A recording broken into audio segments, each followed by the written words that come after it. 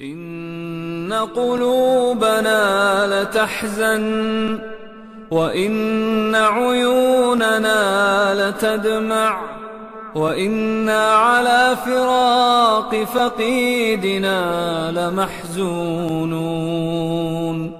اللهم اغفر له وارحمه وعافه واعف عنه وأكرم نزله ووسع مدخله واغسله بالماء والثلج والبرد ونقه من الذنوب والخطايا كما ينقى الثوب الأبيض من الدنس.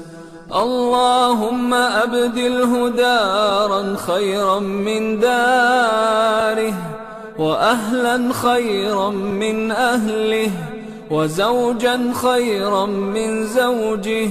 اللهم أدخله الجنة، اللهم أدخله الجنة وأعذه من عذاب القبر وعذاب النار. اللهم اغفر لحينا وميتنا وشاهدنا وغائبنا وصغيرنا وكبيرنا وذكرنا وأنثانا.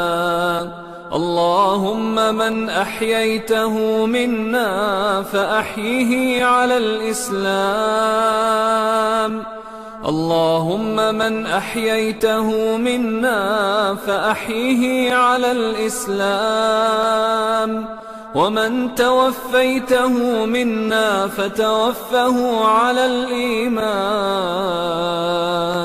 اللهم لا تحرمنا أجره، اللهم لا تحرمنا أجره ولا تضلنا بعده، ولا تضلنا بعده.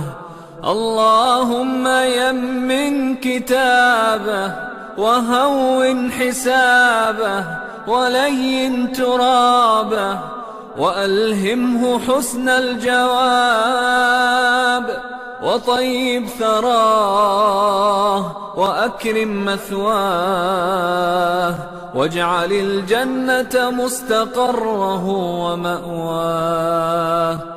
اللهم إنه في ذمتك وحبل جوارك، فقه من فتنة القبر وعذاب النار.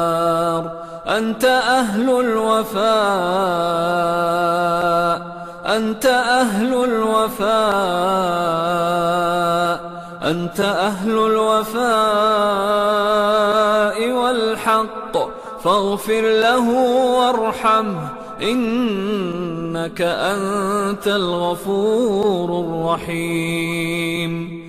اللهم عبدك وابن أمتك احتاج إلى رحمتك، احتاج إلى رحمتك، وأنت غني عن عذابه، وأنت غني عن عذابه.